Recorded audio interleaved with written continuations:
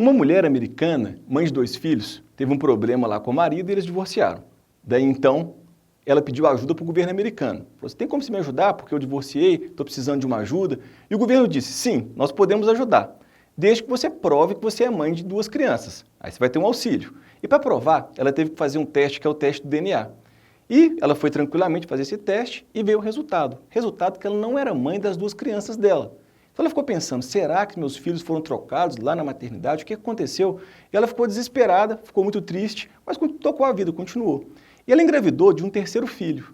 E no dia que ela teve esse 3º filho, lá ainda na sala de parto, coletaram o material genético dela e do filho dela. E fizeram o teste. E deu negativo, como se ela não fosse mãe desse 3º filho também. Então ela ficou desesperada tentando achar uma explicação. E acharam uma explicação. Na verdade, os 3 filhos não eram dela. Os 3 filhos eram da irmã dela, que é ela. Quer entender isso? Continua assistindo essa aula, eu sou o Ângelo, professor de Biologia aqui do QI, e eu vou te explicar hoje o quimerismo. No quimerismo, a gente tem um ser vivo com 2 ou mais populações de células geneticamente distintas. E para isso acontecer, a gente tem que ter a fusão de zigotos. Como que isso acontece? Deixa eu te contar uma história.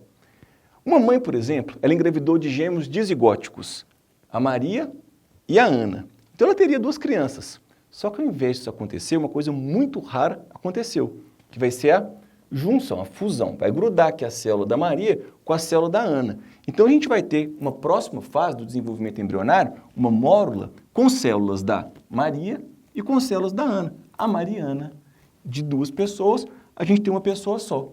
E essa mórula continua o seu desenvolvimento e a gente chega no estágio chamado blastocisto. E o blastocisto, ele tem o trofoblasto e o embrioblasto. No embrioblasto, a gente tem células em preto aqui, que são as células da Maria. E a gente tem células em vermelho, que são as células da Ana. Uma coisa bem interessante que vai acontecer em fases posteriores é que vão ser formados os folhetos, chamados folhetos germinativos. Um desses folhetos chama-se ectoderma. O outro folheto ele vai chamar mesoderma e o outro chama endoderma. E esses folhetos aí, ectoderma, mesoderma e endoderma, eles vão diferenciar nos tecidos do corpo. E cada um diferencia um grupo de tecidos. Por exemplo, o ectoderma vai ser responsável por diferenciar na epiderme, que é a última camada da nossa célula aqui, por exemplo, e também ele origina o nosso tecido nervoso. Agora, o mesoderma, ele vai diferenciar nas nossas gônadas. Por exemplo, no homem, o testículo e na mulher, os ovários. Então, olha que interessante.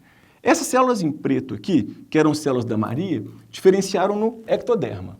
Então, o ectoderma diferenciou na epiderme, última camada da nossa pele, por exemplo. E aí, olha que interessante. Aqui, a gente vai ter as células em vermelho originando o mesoderma. E o mesoderma, então, é da Ana. E o ectoderma é da Maria.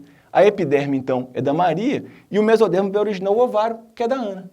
Então, quando ela engravidava, quem engravidava eram os gametas que estavam no ovário. A Ana engravidava. Quando, por acaso, eles iam fazer o teste lá, que era o teste do DNA, coletavam células da epiderme. A epiderme era da Maria. Por isso que dava que a Maria não era a mãe da criança, porque a mãe da criança era a Ana, sendo que, na verdade, a pessoa era a Mariana. Então, essa é a explicação para o teste de DNA. Daquela não era mãe do primeiro, nem do segundo, nem do 3º filho dela, sendo que, na verdade, ela era assim. Então, é um quimerismo. Espero que tenham gostado. Legal demais isso, né? Um grande abraço.